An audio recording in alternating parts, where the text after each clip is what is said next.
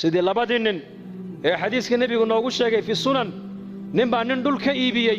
dhulkii markuu gatay waa dhul beereed buu ahaa uu falay markaa khasna dahaba markaa uga soo baxday jarra min adahab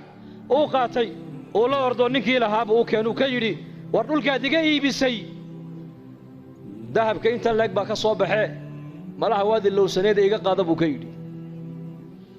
markaasuu yidhi may anigu kuma ogeyn adaa ilaahay kaa siiyey adaa iskale iska qaada buu ka yidhi war waxaan adigaa le iga qaado innaga zamankeenna waa maxay war waxaan anigaa le isii weeyaan teen waxaan ku dagaalamayno dhulkan anigaa leh gurigan anigaa lahaa meheraddan anigaa lahaa waxaan anigaa lahaa baa isku haysannaa iyaku waxay taagnaayeen dadku markay hagaageen war waxaan adigaa le iga hoo iyo kaa qaadan maayo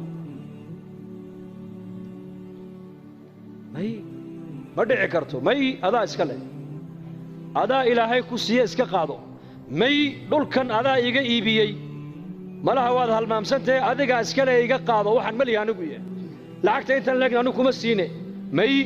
labadii nin intay isqabsadeen bay maxkamadda tegeen maxay isku haystaan kan wuxuu leeyahay xoolaha nin kalaa leh ha iga qaato kanna wuxuu leeyahay war maliye isagaa ilaahay siiyey ha iska qaato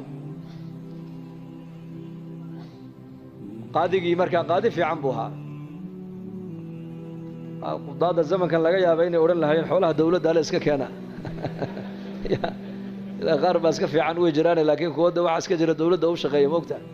xoolaha dawladda iskale iska keena halka ka baxay ninkuna ma odhan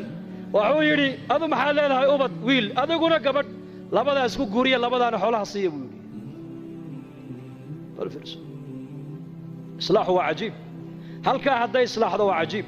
halkaa hadday xumaato laakiin dhegayso qisad kale saddex nin baa nebi ciise raacday calayhi salaam siday ula socdeen ayay yimaadeen meel bannaanka uu dahab ku yaallo dhaymanku markaasuu nebi ciise ku yidhi waxaan waa dhayman waa dahab waa jawharad markaasay yidhahdeen noo qaad markaasuu yidhi nebi ilaahay soo diray iyo adduunya meel ma wada marta buu ka yidhi markaasay dee anna kaa qaadanayna dee haddaad qaadataan in raaci maysaan waad iga hadheen ogaada buu yidhi diin iyo adduunya isma raacda buu ka yidhi waa nebi zaahidu ahaa nebi ciise calayhi salaam saddexdii nin way ka hadheen baa la yidhi nebigii ayaan darrada eeg markaasay dahabkii qaateen way la socdeen way la lugeeyeen magaaladii markay u dhowaadeen bay yidhaahdeen haddaan maalin galno waa la naga dhici hee habeen han ku beegno laakiin waa gaajoonaynaa way tashadeen waxay yidhahdeen laba dahabkaas sii ilaaliso midna magaalada intuu tego cuntahay noo soo qaado yuuna cidna inoo sheegin waa hagaag kolkuu ka dhaqaaqay labadii dahabka ku hadhay ilaa shayddaankiiba dhiigga bini'aadanka dhex socdee ayaa wuxuu yidhi mid walba midka kaluu ku yidhi dahabkan labadeennu buu nugu fiican yahee ninkaa markuu yimaado aniguna waan la hadlay waan jeedin adiguna midida halkaa ka geli maydkiisana bahosha han ku ridno han ku aasno dahabkana labadeennu han kala qaadanno marxaba kiina uu sii socdaa shayddaanka isagana dhiiggiisii ku dhex jiro wuxuu ku yidhi dahabkan adigoonbuu kugu fiican yahee cuntada intaada soo cun ayakana u soo sumee markay dhintana dahabka iska qaado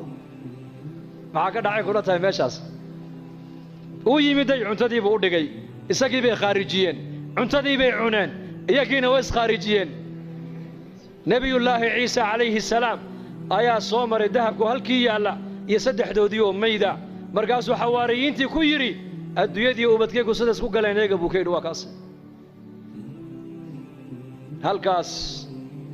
halka laga hagaagaa waa qalbiga halka laga xumaadana waa qalbiga inna fi ljasadi mudqa idaa salaxat salaxa aljasadu kulluhu wa idaa fasadat fasada aljasadu kulluhu alaa wahiya alqalbi buu nebigu yidhi calayhi salaatu wassalaam waryaada buu nebi maxamed uu ina leeyahay dhegay jidhka bini aadanka waslad baa ku jirta hadday hagaagto jidhkoo dhan baa hagaagi hadday baanaatana jidhkoo dhan baa baanaanoo xumaan taasina waa qalbiga buu rasuulku yidhi qalbigana wax kale ma hagaajiyaan qalbiga lacag ma hagaajiso qalbiga waxa kaliya hagaajiya waa markay jirto ilaahay macrifadiisu macrifatullah Uthman bin Affan Allah raalli ka noqday addoomihiisii addoon ka mid u yeedhay maalin wuxuu yidhi lacagtan qaad